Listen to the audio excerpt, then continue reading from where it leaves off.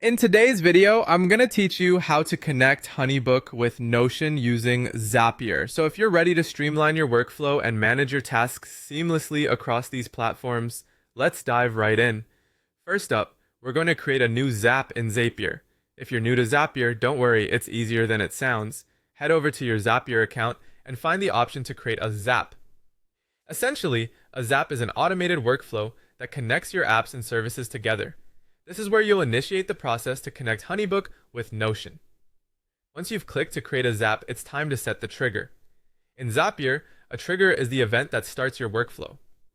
For HoneyBook, you'll be selecting an event that you want to act as this trigger, such as a new project or invoice that you create in HoneyBook. You'll need to connect your HoneyBook account to Zapier to access this information. Follow the prompts to log in securely. Once your account is connected, choose the specific trigger event that you want to use. This is key as it tells Zapier to begin the automation process anytime this event occurs. Moving forward, we need to map the data between HoneyBook and Notion. This step is crucial as it determines which data points from HoneyBook you want to send over to Notion. After your trigger is set, Zapier will prompt you to set up an action in Notion.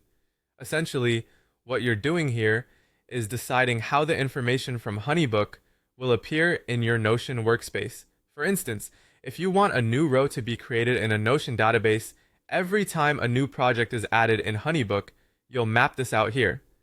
Carefully choose the fields you want to carry over.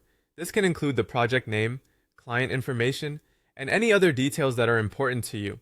Be thorough in this step to ensure your Notion page reflects exactly the information you need. Finally, it's time to test and activate your Zap. This may be the easiest step, but it's incredibly important. Click to test your Zap to ensure that the automation works as expected. Zapier will simulate the entire process and let you know whether the data transfers successfully. Check your Notion page to confirm that the data has appeared correctly.